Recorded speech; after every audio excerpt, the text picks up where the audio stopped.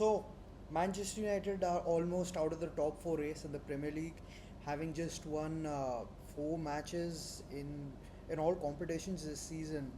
Three wins in the Premier League and one win in the EFL Cup, which is the Carabao Cup.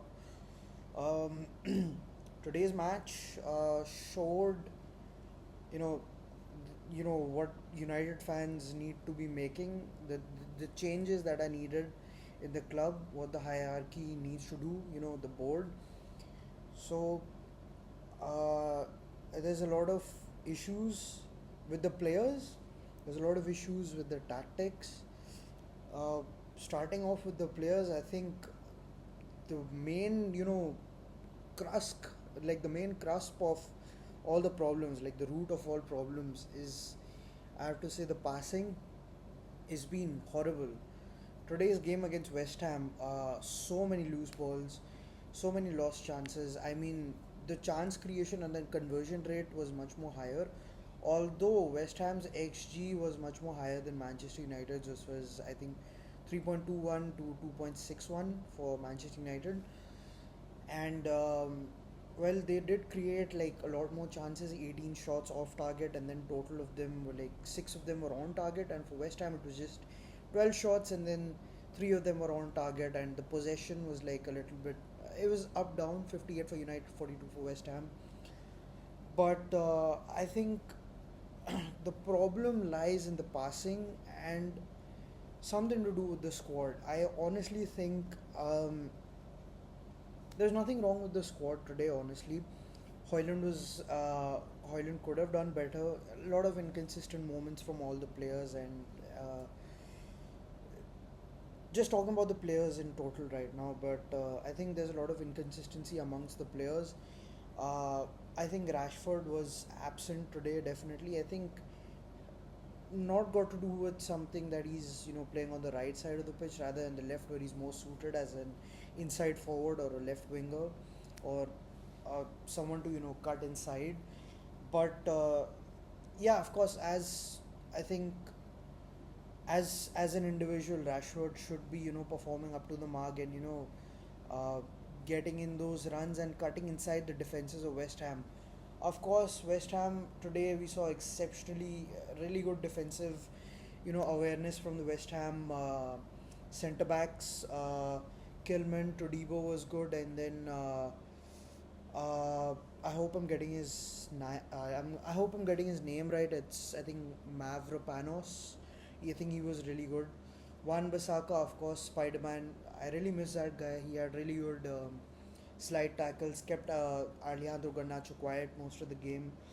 Um, Basically, the wings were mostly dead, and that's because of the defensive awareness of West Ham. I mean, United did defend really well as well, but you have to look at moments where the players are lacking, especially in the middle areas, the passing routes. I don't think Casemiro, Ericsson, or even Fernandez are up to the mark when it comes to passing, or even players like Kobe Mino or Mason Mount, who are injured, of course, but even Ugarte, they aren't really those who are going to make good passes, or passes through the middle, or get the ball forward, or make those progressive runs into the forward areas of the pitch onto Garnacho or Marcus Rashford. That's not going to happen. You're not going to see that happening that much. Neither are United making those short passes like how Barcelona makes in these past couple of games. Like how, I'll give you an example of how Liverpool and Barcelona have been playing. How Barcelona plays is that their wingers, they move into the midfield, like the Yamal goal against Barcelona a couple of nights back. I think it was yesterday. Um, so Rafinha moved into the middle in the attacking midfield area where usually Olmo plays, but Olmo again was not playing in the for Barcelona that day. Well, of course, Rafinha moved into that position, gave an assist to Yamal, and then Yamal moved it, of course, inside into the net of Barcelona through Madrid's keeper. And well, that's how Barcelona play. They make short passes in the final third, where their midfielders, stay where they are, and the wingers come into the midfield and make shorter passes. United don't play a system or a tactical method like how Barcelona play. Manchester United are quite similar to how Liverpool plays. So Liverpool, currently they have a match against Arsenal. The main squad or the main lineup of how they play is, of course, Allison back four of Van Dijk, Konate, Robertson, and Trent. The midfield is the main core or the main assembly point of Liverpool. That's where how the game works and starts for Liverpool, even for Manchester United. For Liverpool, excuse me, they have a midfield of Dominic Soboslai, McAllister, and Gravenberch. The thing about Gravenberch is, of course, he's a really, really good passer. He's got the same profiles as Rodri, as Declan Rice, and even Frankie De Jong. A good passer of the ball, good movement around the ball, can move the ball really quickly with his feet. Can pass the ball around everywhere on the pitch. Can excuse me. He can just move the ball around backwards and forwards anywhere he wants to with ease, because he's got that passing ability and his timing and precision is on point. Something which I like about Chelsea's Cole Palmer as well.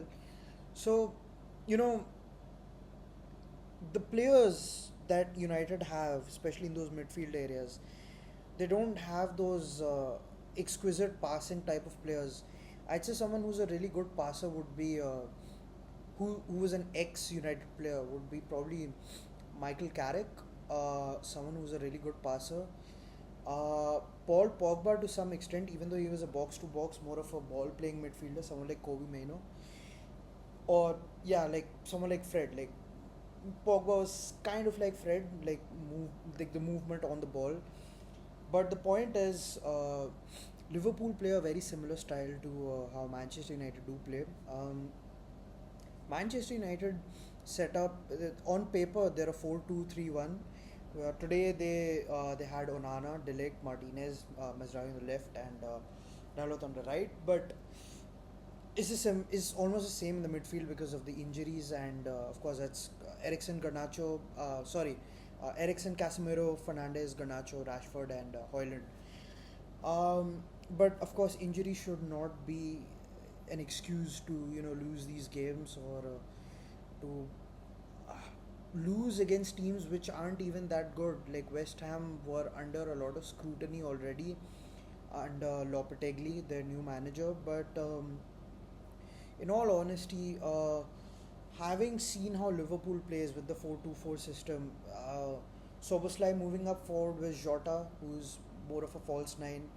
They link up with Diaz and Salah, so they combine to make a 4-2-4. It's it's more to make a it's those that formation is set up to make more intricate passes through the middle and get the ball forward very easily. Plus, the one thing about Liverpool is that when they're off the ball, this is something that they're on the ball, the 4-2-4 formation. Even when they're off the ball, they form that narrow line of the central, four forwards and the back four, defenders, to make it difficult for people and forwards to move past their defense and their structure. And once they do get the ball, they have a really good counter-attacking system, or what Ten Hag wants their team to play. As mentioned in an interview, Ten Hag said he wants to make Manchester United the best transitional team possible. So, what is a transitional team? Basically, a transitional team is it's somewhat of a team which moves off and on the ball really quickly with a snap. See, basically, there's a time period or a gestation period where you don't have the ball and when you have the ball. And transition is the phase where you move from that position to not having the ball from having the ball. And Ten Hag wants to set up his team in a way that they're the best at changing from a defensive position to a attacking position. Meaning, once they're set up in a 4-4 position, in a defensive position, they're ready to switch to a 4-4 same similar, or a 4-3-3 position, like from a 4-3-3 in a defensive perspective to a 4-4 in another attacking perspective, or it could be vice versa, from 4-2-3-1 or a 4-3-3 to a 4-4 formation in a defensive or an attacking perspective. That's how Ten Hag wants to play, and that's how Arne Slot is also playing. But he's doing really well with his players. And why is that? That's because of the passing lanes that he's connected. Players like Luis Diaz and Mohamed Salah are thriving at, especially Luis Diaz. He's been thriving at Liverpool. He's been doing really exceptionally really well. He's getting those midfield passes from either Trent. He's making those long crosses. You'll see Liverpool making those longer crosses or those high line crosses because they know where to place the ball and they know where the players are placed. Firstly, because their team has been set up, they've been with each other since a couple of years under Jurgen Klopp, their previous manager. But also the fact that Liverpool knows what to do even when they're without the ball. I mean, for United, the only thing that they know what to do without the ball is to gain the ball back, not how to set up defensively. If you've seen the game against Spurs, players aren't tracking back. Players like Manuel Ugarte didn't cover Mickey Van de Ven, Diego Dalot didn't cover Brennan Johnson. When they're moving back, when they're defending, when they want to get back to their former positions, when they want to, transition back to where they're at, they're not doing what needs to be done. That's a major issue on the players side, and it needs to be improved. Even on today's game, and on site and on field issues such as making those crucial one touch passes or making those tight space passes, especially against today's West Ham. The West Ham which we saw today was a very defensive West Ham, completely playing a low block. All the players were moving backwards, and the only time when they move forwards was during their counters, especially the first goal which came along, the Somerville goal. Um, Shameful from United, of course. Nobody was marking him. Dalot missing, no Mazraoui, no Delict, no Martinez. Everyone was, off, and it was an easy goal for Crescencio Somerville, and it just seemed really bad on United side on moving back to position. See, transitioning back to wherever they're playing, it's not working out for them, and it's definitely not something that they should be continuing with. This brings me to the tactical part of Manchester United, where Ten Hag is wrong, where he is to blame. See, managers tend to get in players or tell the board members. For example, Manchester United, after years of scrutiny, have finally gotten a good board, a good hierarchy that will listen to them. That is the Ineos, because of course Glazers were the Glazers. They didn't really listen to the fans or whichever managers came along. You saw what happened to Jose Mourinho, how he got kicked from the club at Manchester United, of course. But under Ineos, 650 million plus spent by Erik Ten Hag, he's gotten whatever players he wanted. He's gotten whatever he needed. We're not getting any results that we want. Even under Arne Slot, look at Arne Slot. Didn't get to spend much. I mean, of course, people will say that Jurgen Klopp built him a team and gave it to him, but you have to look at the fact that Julian Lopetegui, the West Ham manager, he currently has a really good squad. You have to look at the squad. Aaron Wan-Bissaka, Mavro Manpos, Kilman, Emerson, all of these are good players. Edson Alvarez from Ajax, really good. Carlos Soler from loan from PSG. They've got Rodriguez, again I think a new signing. Lucas Paqueta, of course a good signing. Mikel Antonio, really good signing. Jared Bowen, even players on the bench. Jean-Claire Todibo, Crescencio Somerville. You're getting so many good players, but the manager isn't doing anything with these good players. Why is that? People need to, there's this misbelief or there's this mentality issues amongst fans, especially the Manchester United fans. Personally, this is just a very honest opinion. The worst kind of fans that I've seen or met are the Manchester United fans, where I belong. But these fans need to really understand that it's not just the players' fault. You need to look at the manager as well. He's getting the players that he wants. He's doing whatever he wants to do, but he's not setting them up in the correct type of formation or even the tactics. You're getting the players that you want, but not the same profile of players. Look at Liverpool. They have Gravenberch since I think last season or maybe the last to last season. You need to look at that. I mean, Gravenberch is the type of player that they need. Gravenberch is the key to unlocking their midfield. I mean, he's an intricate passer. He's good with the ball. He's really aware where to make the passes. He's like the Kevin De Bruyne for Liverpool. Honestly speaking, the passing he makes is really amazing, especially to Diaz, even to Trent when he comes into the midfield. Trent when he comes to support the midfield, of course, he's really good. Um, Players like that are really suited for the profile or the team system or the tactical, mindset of how Arne Slot wants to play. These certain players set by Jurgen Klopp, or given what Jurgen Klopp has handed down to Arne Slot, or what FNG has given to Jurgen, to how Jurgen has been how Jurgen has basically transformed the end result or the end product of Liverpool for Arne Slot is commendable. And what's even better is how Arne Slot has managed to make this wonderful team into something very special. If you want to look at if you just want to blame the players, you can have a look at Chelsea's squad as well. Chelsea having spent around more than 1 billion euros or pounds under their new ownership of Todd Bowley. They've had several different managers come in, yet after switching managers, after realizing what the tactics are, um, you know, let's talk about Chelsea's tactics under Enzo Maresca. It's a bit of a 1-2 touch thing. I'll just have a look at Chelsea's squad and I'll tell you what they played. Like today's game, 2-1 Cole Palmer, of course, he was inevitable. Looking at Chelsea squad, firstly, um, they they've changed the squad completely. I know they have a 42-man squad, but how they play is very different or very stylistic, depending on how or what profile of players are there on the pitch. If you want a 1-2 touching type of thing, a team which can make intricate passes and keep making those 1-2 similar touches inside and outside and keep passing through the ball and making those tiki taka runs, you have players like Sancho, you've got players like Nkunku, Christopher Nkunku, my bad, Noni Madueke, you've got Nicholas Jackson. These guys are all thriving.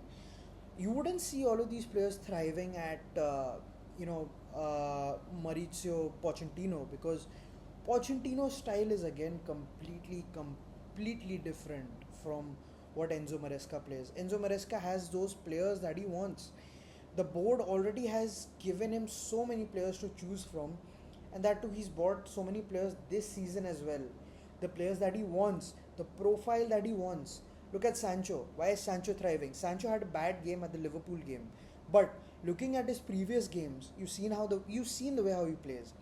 Basically, Sancho is the type of player. Why he flopped at United is because he was expected to make those inside runs and move with the ball constantly forward. But while staying at United, he had this thing. While staying at Liverpool, he had this thing at making those intricate 1-2 passes with Cole Palmer or Christopher Nkunku.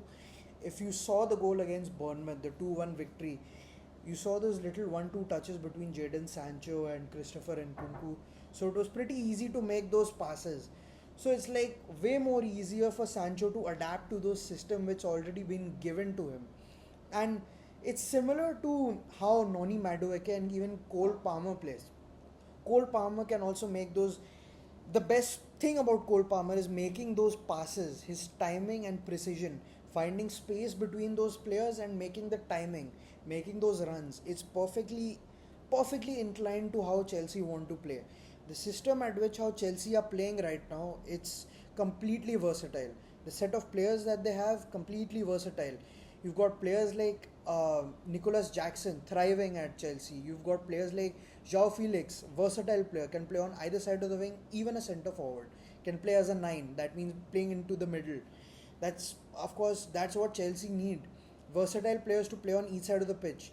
And why is that? That's because Enzo Maresca, something to give credit for to Chelsea and their managers is the Pep Guardiola mindset, and secondly, knowing what players you need, where to play them, and what profile of players will suit your system.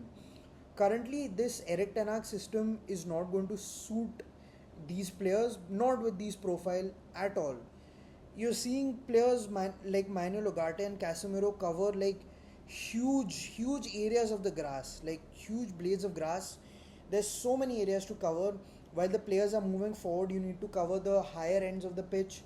While they're defending, you need to make sure the centre backs are covered really well. While Dalot and Mazraoui are moving up forward, you need to look at the wide areas of the pitch. It's very difficult for two central midfielders to do that, and you won't see any other team falling for that on having those type of issues, because players. Let's take for example Liverpool. Players like Dominic Soboslai and Diego Jota, they benefit each other. They're the systemic type of players who benefit each other and can move back and can move forward as well. I mean, Diego Jota is of course a number 9, but he can play as a false 9. Defensively he's really good. But then if you're having those midfield problems in the pitch, like as I said, too many blades of grass to cover, but as I also mentioned, it's a 4-2-4 formation how Liverpool plays.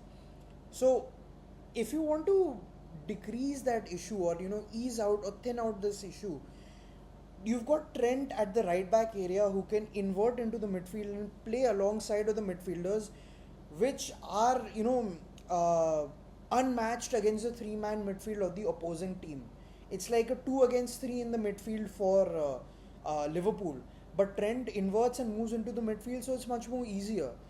And defensively, while talking defensively, players like Jota and Dominic Soboslai will track back. It's easier for them. Why is that? Because they have the same profile of players that they need.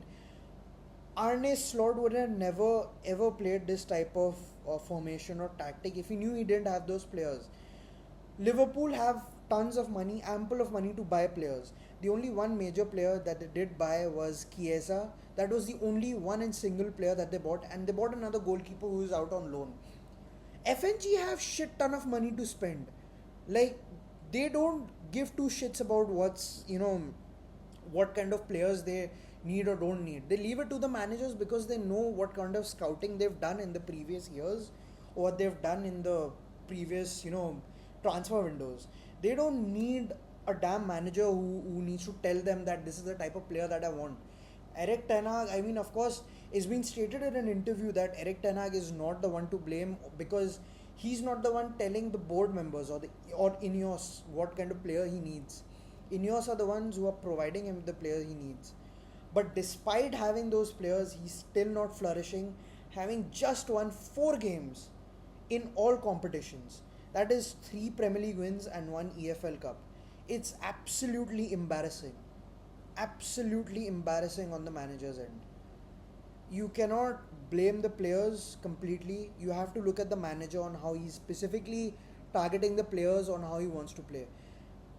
If you want to look at how, if you're comparing Ten Hag to himself, not even to other managers, have a look at the first season. Bruno was not at all involved in the front three at all. I mean, you didn't see him going much into the front three. You had the striking partnership. You had the 3 midfield lines of, I think it was Wout Weghorst who came in January in the first season of Ten Hag. But despite, the period before Wout Weghorst came in, we had players like Sancho, who was an utter mess, Marcus Rashford, Anthony, again a mess, wasn't a flop or a big hit in the first season. But Rashford was flourishing. We even had Cristiano Ronaldo back then, who didn't track back, who wasn't a good player for United back then. But yeah, of course, despite not having the right profile of players, he didn't change the methods or didn't change the way how he's completely changed the team right now, the dynamics of how he's changed it. He's not changed the team to a 4-2-4 formation, or he's not changed the team to a place where it's not suiting the profile of players.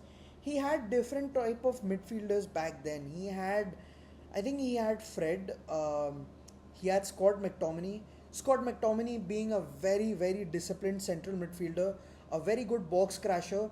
He's someone who can move forward and backwards really quickly and very well disciplined. So McTominay is someone, of course, United are going to miss, as because again very well disciplined, can easily get the ball back, but doesn't know what to do with the ball. Not a good passer, but someone, if if some like under Ole Gunnar Solskjaer, Fred and McTominay thrived only because McTominay was a really good interceptor of the ball. He got the ball wherever he wanted from. He was a very disciplined player, and Fred being Fred, he was a really good ball carrier. Had that Brazilian maestro thing in him. He could dribble the ball around anywhere he wanted to in the field. That midfield mix is really good, and that's the type of midfield mix that we should be seeing with Ugarte and Kobe Meno, but we aren't. That is because Kobe Meno and Ugarte, again, as I said, they're set up in a 4-2-4 formation, having a lot more responsibilities to cover and having a lot more ground to cover. It's more difficult for these players to fit into these areas of the field where they're not, suited for. Let's take for example, I'll for the people who don't really even watch football, what if I tell you Cristiano Ronaldo, or even Harry Kane got to play in the goalkeeper role? How would that seem, or how would that sound? Stupid, right? I mean, that's kind of similar in negative sense or in a highly retrospective sense, but um, that's very similar to what Ten Hag is doing. Playing players out of position, playing Mazraoui as a number 10. It's actually shambolic. It's actually really bad. That shouldn't really be happening, and we shouldn't really be seeing these players, moving into the areas of the pitch where they don't perform. Of course, the left back area is an issue already. Players injured like Shaw and Malasia can't do anything about it. That's alright, can be excusable, but Dalot and Mazraoui need to step up on the left back area either ways. But United have just been shambolic, and it's getting to a point where it's very unacceptable by the board and by the players. My final verdict would be to get rid of Ten Hag. I think this is high time. This is the high time. This is it. If Ten Hag can't change his ways, this has to be it, because it's make or break for United. It is. It really is make or break for Manchester United. If they don't do it under Ten Hag, this is it. The board have to be really strict with him. Even if he stays until January, you need players in January either from loan or you buy them, but you need to get players. Someone who can make good passes. If and get players only when if Ten Hag is rigid and doesn't change his ways of changing his management. And speaking of rigid managers, Marcelo Bielsa, hugely looked upon by as a god by Leeds United fans. He was also a man of his words. He was he was a spiritual man. He believed in a lot of things, but the biggest thing that he believed in was never changing his tactics, and that led him to getting sacked. See, managers need to be very versatile. They need to change tactics, especially in the Premier League, a very versatile league. Each and every manager needs to change their tactics. Can't be setting it up or changing. You want to win the league. Look at Pep. Changes his tactics. Changes his players. Tells his players to fuck off or get lost. Doesn't really care. He has to make those certain changes in the teams. Like it can't be working for Manchester United this way. It's absolutely shambolic from the manager's end, even on the players' end, making horrible passes, managers making terrible tactical decisions.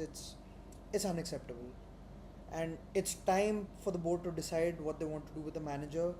Either you keep the manager with the rigid tactics and get him the player that he doesn't need, or what the players around him needs. And by that, what I mean is Manuel Ugarte being a ball destroyer, getting possession of the ball, disciplined player, someone like McTominay. You need a player like Gravenberch, De Jong, Rodri, or even Rice, or even Bernardo Silva or Kevin De Bruyne. Someone who can make those amazing passes through the middle. Get players which are suited with the players alongside of them. Not players that you see are fit to, fit into your system. They might just not fit into your system because the other player is not really compatible with them. It's just normal common ethical sense which Manchester United cannot get through their thick skulls. The fans really need to understand this, and So does the board, so does everyone. This goes out to each and every football viewer and fan, and especially those Manchester United fans. You need to change the manager or the tactics or the philosophy or the belief. Something has to change, otherwise this club is doomed. Alright, GG's, that's about it for me for today, and please subscribe to my Instagram, that's football underscore fanatic 003, and my YouTube channel as well. Thanks everyone for watching, and I'll keep making amazing content for you all. And comment down below what kind of content you guys want me to make in my next videos, like whatever teams that you want me to discuss, or if you want me to do some watch alongs or like reactions, or want me to make a certain type of specific video, just let me know. All right, see you guys on the next one, and thanks for watching.